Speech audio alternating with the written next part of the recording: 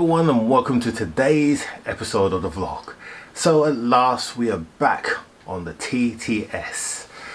Yes, the TTS. That car has just been one real pain.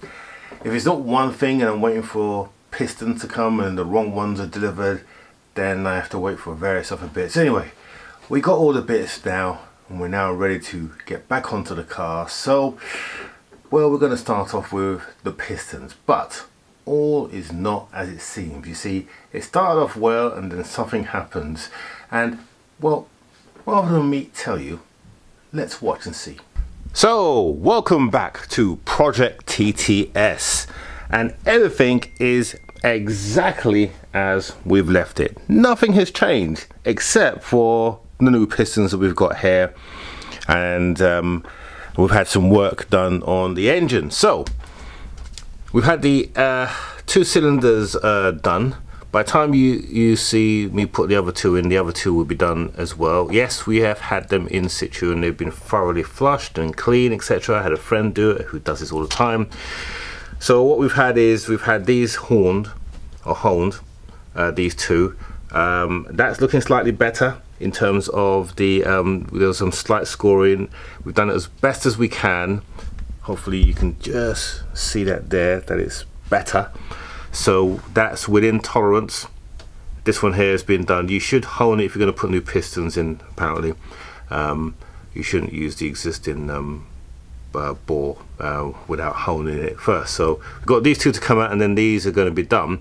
But while that's happening, I'm going to put the pistons in here. Now, let me show you what we've got. So traditionally, when you put pistons in, you would use a compressor. Now this is my old compressor that I've had for years, and it's done me well, but I have broken a number of rings on this thing because they're just not that accurate. Because although when you put the piston inside and you can press it down, you basically got a ratchet over here and you ratchet it on. Every now and again one of the rings will get caught because this doesn't sit completely round. So there's a new sheriff in town and it's one of these.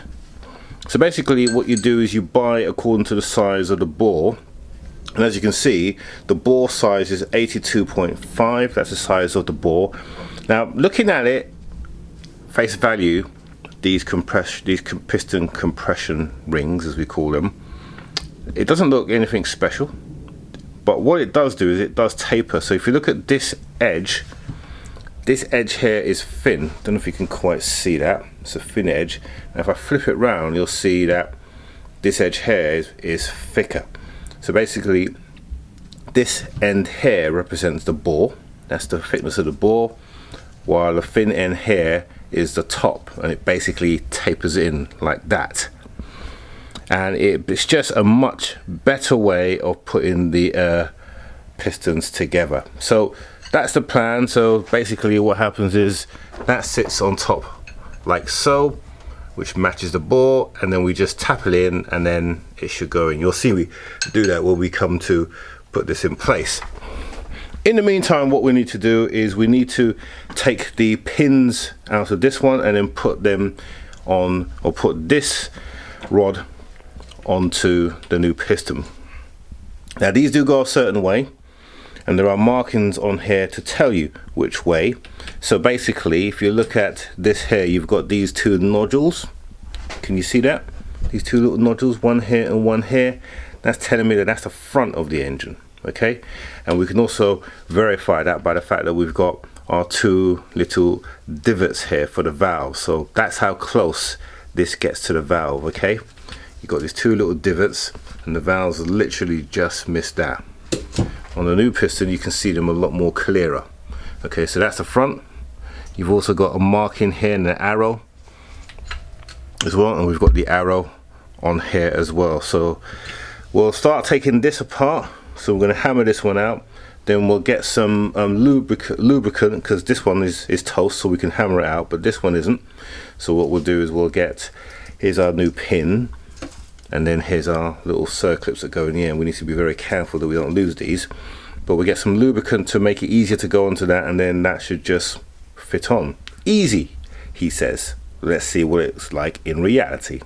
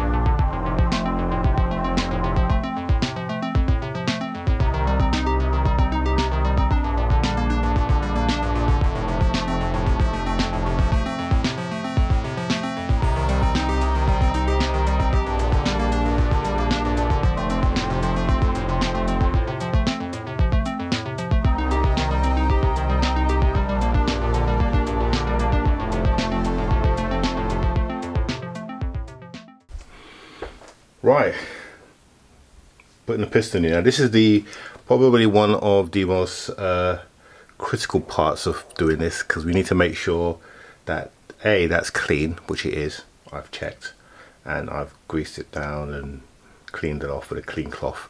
B, we need to make sure that this is well lubricated as well. So again, we're going to use our super slick engine assembly lube, and we're going to just put some on the inside of here just to give us some lubrication.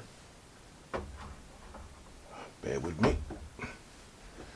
So we'll just coat that all around, and that's just going to make it easier for our balls, our rings. Okay, so we'll do that there like that.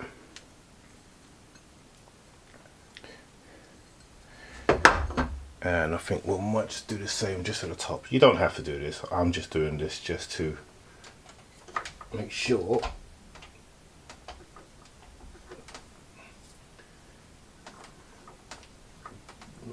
that we don't just make this process as easy as possible,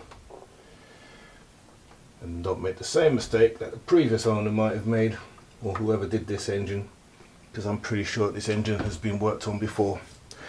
Right, so thickening down the bottom. Now, how do you know if it's correctly lined up? Well, you don't have to, because when the piston goes in, this part of the piston will actually go through. We're not worried so much about that. It's the rings that we're worrying about, and we've made sure that the rings are at 180 degrees of each other. So where's our opening? Here we go. So we want that at that there, and then the other end is just there. See that? Okay, so we're all good, and we want to make sure that we've got the front. So remember the two little divots, these two little divots, we want those at the front, and we also got our little marker here that is showing us that it's the front.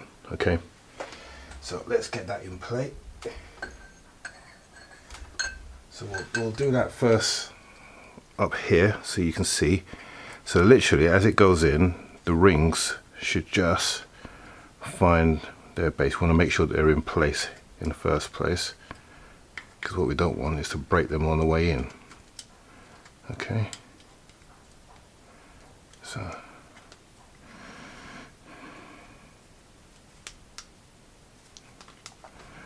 and that's not the case here.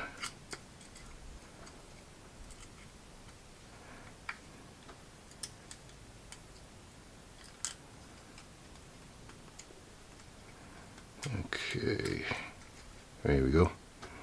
Alright, so that is in and going down. You can see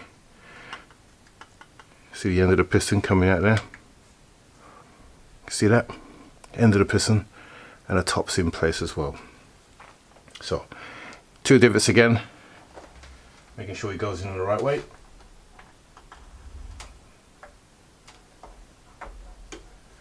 Right, so that's a piston in. And we're just gonna make sure we don't damage anything on the way down.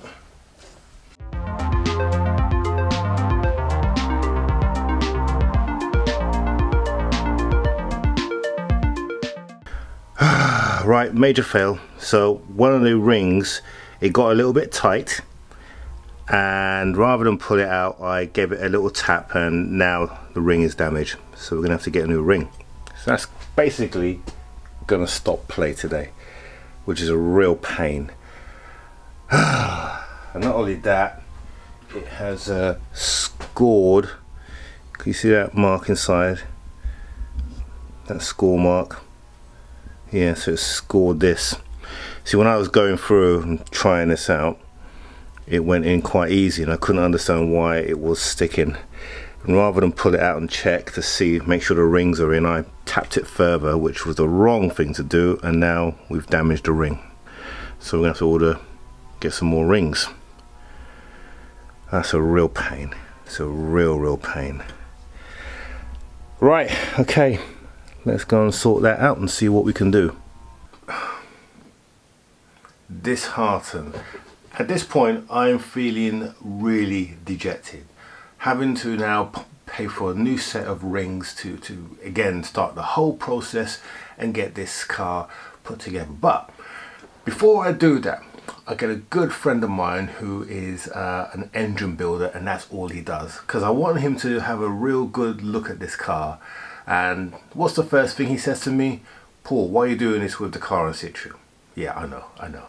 So I explained to him I'm trying to get the car up and running. I'm trying to do it as quickly as possible because I want to enjoy the car for a couple of weeks, then sell it once I know that the car is sound. And he then puts this to me. He said, would you buy this car if you knew that it had ball scoring on it, and even though we've honed it, etc., would you be comfortable buying that car?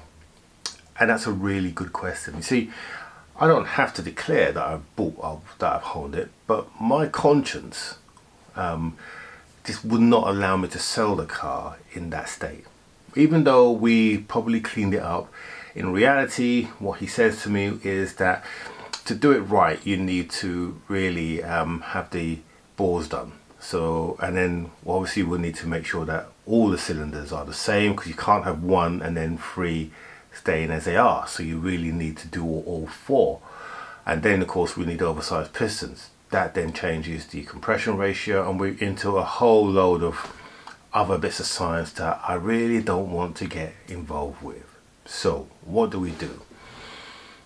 Well, after thinking about it, I thought to myself, well, if the engine on this car was going to be originally bad, which is what my thought was, I know that there is still room for me to buy another engine and then pull it into this car and still break even on the sell against buying a car off the market. And don't forget, this isn't a category car. This car is a standard car. It has no categorization on it at all. It's just had this engine fault which the seller has put it into Copilot. In fact, it wasn't even the seller. He probably traded it in, and then it was a garage that put it in, and they obviously thought the same thing. We're not going to spend money repairing this car, we're just going to get rid of it. And when you think about the history of this car, it's probably had a remap of some sort on there. So I don't, even after getting those bores done, I really don't know what the state of the crank is, what the state of the engine, you know, what stresses have been putting on this. So it just makes sense to replace the engine with a decent engine from a TTS, and then know that we have a good playing field to start from. And that's what I've done. I've bought an engine. The car that I bought it from was destroyed, but I saw the engine running, and that's the reason why I bought this engine. It's from a 57,000 mile car, so it's a newer engine, or a younger engine. It's done less miles than my one. My one's done about 115,000. So this car is done about half of that, if you look at the mileage. And I will feel a lot more comfortable selling the car, knowing that it's got a good heart in it, a good engine, and that it's been serviced and, you know, it's good to go. So that's what we're going to do. That changes everything, because now all of a sudden I'm more enthused to get the car done, because I really wasn't looking forward to putting that engine back together with all the various tolerances, etc., and all the challenges that it comes with building an engine. If it was a TTRS, for example, that would be different, because I'll be knowing that I'll be getting a car that I want to keep and enjoy. So that will make it all the worthwhile. But of course we are going to be selling this car pretty quickly after having it for a few weeks on the road. We'll get it on the market. So now, in order to do that, we're going to have to change things a little bit, because my space that I've got is not really designed to have a hoist in there. So we're going to have to think out the box and sort this out. So, but before we do all of that, we need to make more space. There's no way that I'm going to be able to put a new engine in that car. In fact, take the old engine out of the car with the front of the car. The best way to sort this out is to take the front off. So let's go, take the front off, watch the process now. Okay, so now that we know what we're doing with this TT, I tell you what, I feel so much better knowing that I have a much better plan in terms of getting this car back to life. Going down the new engine route, although it seems complicated, it isn't really that complicated. I just feel so much I just feel refreshed. And it has invigorated my enthusiasm to get this car back and up and running. So how are we going to go about doing this? Well, the first thing that we're going to do excuse me, we're going to take the front off. And then that's going to give us a little bit more space, because when I designed this area here, although on camera it looks quite thin, it's actually about 2.5 to 3 foot.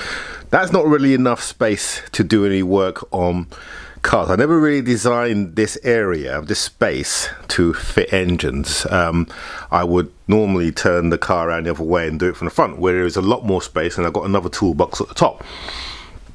So this one's going to be a bit of a challenge, but I do have a plan. And with the aid of my lift, it's my broom I just stepped on, with the aid of my lift I can actually raise the car up and down, and I've got a trolley that I've ordered, and I'm going to use that to actually secure the engine. So rather than use a traditional hoist, which basically you need more space than what we got here, we're going to have a trolley. We'll literally roll the engine in place, and then we will jack it up into place. At least that's a theory. So, and we'll probably get a joist to go across as well to hold the engine if we need to as well. So that's the plan. That's how we're going to deal with this engine. So the next thing that we need to do is obviously take all this apart. So we're going to start off by taking the front off, and then I've got a guy coming in to reclaim the gas on the AC, because this one works and you're not allowed to vent AC to air. So I've got a guy who's going to come in. He's going to do that. He'll do that off camera. He doesn't want to be on camera, which is understandable. So let's crack on and do that. So we'll do this. We'll take that wheel off so that we can get to the hub, and we'll just work our way through it. Right, let's start off then. Oh, and by the way, if anyone wants a TTS engine that they want to have a play with, feel free to knock me up on Instagram, or leave a message, and you can probably come and collect all the bits and pieces and see if you can assemble it yourself. Yeah, good luck on that. But yeah, I've got a TTS engine going begging if anyone wants it. Right.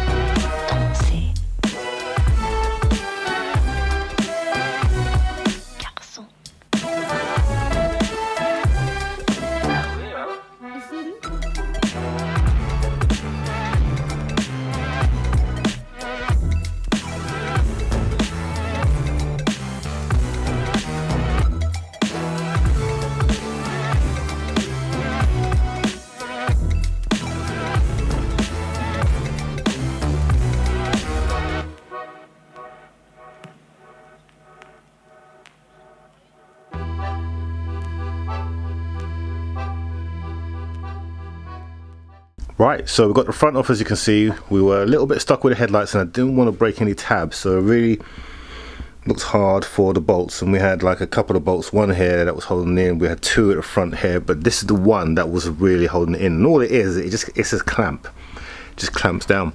This is the one that normally breaks when headlights are removed at breakers yards. So we got that out, which is good. So now we want to work on the frame here, the front frame, the slam panel. Before we do that, we want to take off this crash bar, and I'm just checking to see if there's any crash sensors, and I don't believe there is on this particular car, which is good. And that's down below there. We can see the air, that little thing there. Can you just see it there? just down there, that's the temperature, the air temperature sensor. So when you get the temperature inside your car, that's where it comes from. And then we just got to disconnect all of this here. But it's not difficult at all, it's really simple. 4 bolts to hold the crash bar, and they tend to be quite tight. So we'll get the old big heavy duty impact wrench out for that. But other than that, pretty straightforward really. And now normally when I'm taking these apart, they're crashed and damaged, so it's nice to do one that's not damaged. Now we've had the gas taken out as well, so that's now done. So I've loosened up the pipes, there's nothing in there, which is great. So we've had that captured, and there's a pipe where they captured that from. So that's now not gone into the atmosphere, so we're being environmentally aware. And then once we get that done, it's then a case of just disconnecting some of these pipes. Now a lot of these pipes have already been disconnected, as you can probably see. Gearbox mounts are just there, so we just got to literally disconnect the starter cable there. We've got the master plug for the gearbox, the Haldex system, or the M-tronic system, so we've got to disconnect that. But it's just literally a case of just walking around and disconnecting connections so that the engine will come free. So it's not difficult at all. We've done all this in the S3. So, and of course we've got to just get underneath. The most challenging bit is probably getting underneath and undoing the shaft that goes onto the rear box, sort of for the 4-wheel drive system. That connects to the Haldex box just below there. But again, should be able to do it from below. May not be able to do it from below. Might have to do it from above. But again, hopefully that shouldn't be too much or too difficult. Okay, so great progress. We'll continue doing this front here. So we'll take off all the horns and stuff, and then we should be almost done.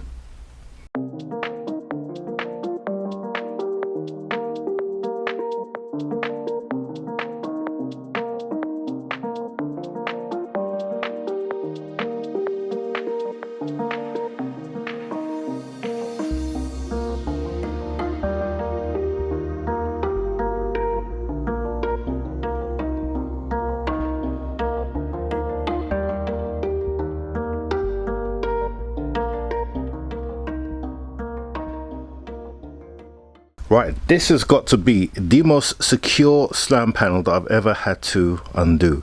Normally it's just a few bolts, but this one had 4 bolts down here that how you had to undo. You had a couple of bolts here. Where is that one now? Oh, we've lost it. But there's one there, and there's one on the other side here, and which have dropped out, which come out here. And then the final 2, which you're about to see me undo now, and then the whole thing will fall forward. Now we've taken all the pipes off, so we should be loose. Let's have a look.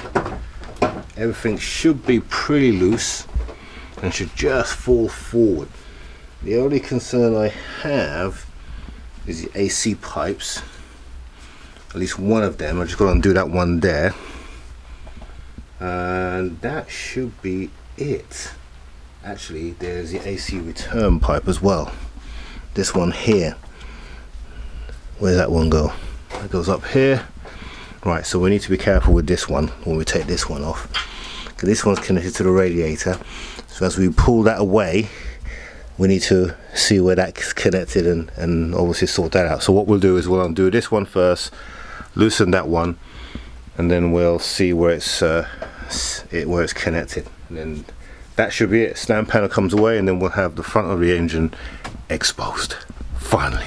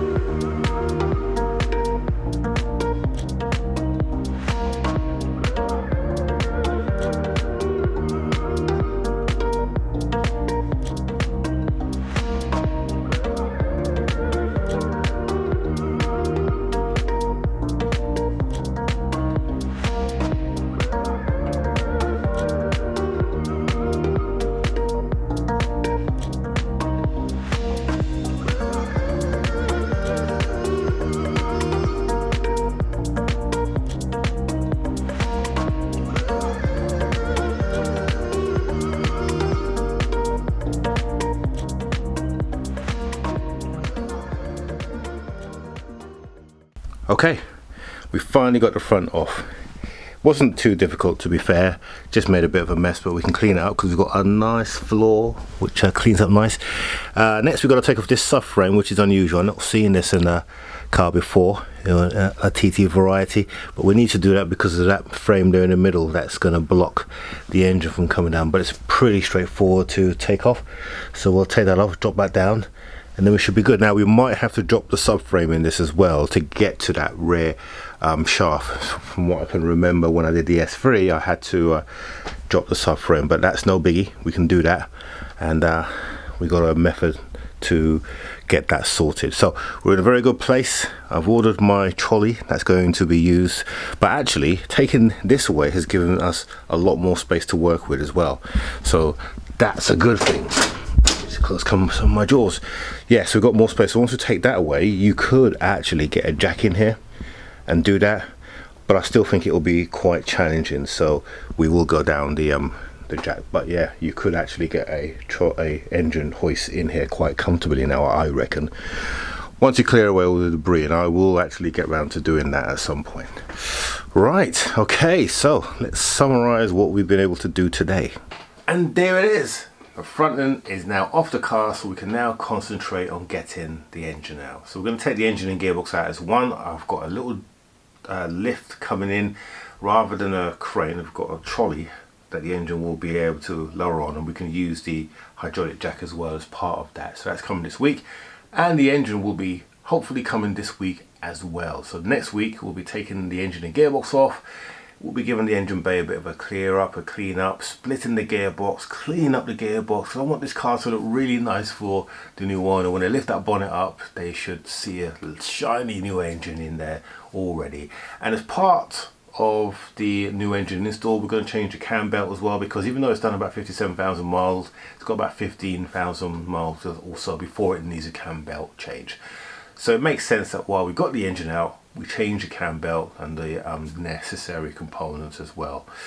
So look forward to doing that. So that's that. So now, for those of you who are just casual viewers, don't forget to subscribe down below and click on the bell notification. Now, why do I always tell you to subscribe? Because subscriptions don't cost you anything, and it doesn't really make me any money when you subscribe. But what it does do is it raises the profile of my channel, and it means that bigger dealers, when they look at the numbers and they see a channel with more subscribers on there, then it obviously adds a little bit of weight for them to give you some more interesting stuff. And I've got a lot of things that I'm working on at the moment, but the subscriber numbers are holding me back. Now, I don't want you to subscribe because I've told you to. I want you to subscribe because you feel it's worth it. Okay, so if you feel and you enjoy the content, let us know in a comment, but click on that subscription button and you'll be really helping me to take this channel to the next level, because we're about 4 years in now. We're about 30,000 subscribers, and I really appreciate every single person who subscribes in the past, and who also are loyal followers of this channel. And I know there's quite a few of you, so if you could see it in your heart to give that, press that little subscribe button. Yeah, that's it, press it now. And then press that bell notification button so you notify whenever we release a video, which we do every Monday at 6 PM sharp. Then of course you'll be helping me out no end. Now we've got a few reviews coming up as well midweek, about 3 or 4 actually, so look out for those. Some of those we're integrating into our video as well because it's appropriate to do so. But other than that, hope you've enjoyed this content. Let us know in the descriptions below, and we'll see you next week. Have a good one.